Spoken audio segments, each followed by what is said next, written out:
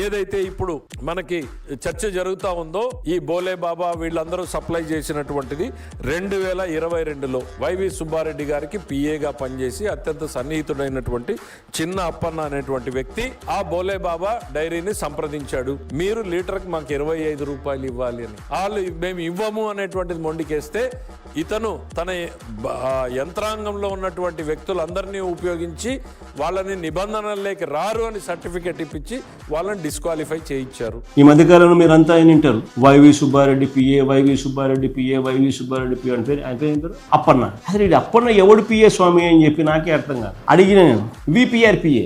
VPR ఎవడు? Telugu Desam party MP. అవును, ఆయన చెక్ ఎవ్రీ మంత్ శాలరీ తీసుకుంటున్నాడు, ఆయన దగ్గర నుంచి చెక్స్. ఆయన ఏపీ భవన్ ఎంప్లాయీ, తర్వాత విపిఆర్ పిఏ, దాని తర్వాత ఏపీ భవన్ ఎంప్లాయీ. మరి ఎక్కడ వైవి సుబ్బారెడ్డి వచ్చినట్టు పిక్చర్లకి? ఎందుకు ఆయన విపిఆర్ పిఏ అని బయటికి రావడంలా? ఎందుకు ఆయన ఏపీ భవన్ ఎంప్లాయీ అని బయటికి రావడంలా? ఆలోచన చేయమని అడుగుతా ఉన్నా ప్రతి ఒక్కరిని కూడా. అంటే ఒక అబద్ధాన్ని నిజం చేయడం కోసము ఒక సిస్టమేటిక్ పద్ధతిలో ఏ రకంగా వ్యవస్థలు కూడబలుకుని ఏ రకంగా ఇరికిచ్చే కార్యక్రమం చేయడంలో ఏ రకంగా వీళ్ళంతా దిట్టలు అని చెప్పడానికి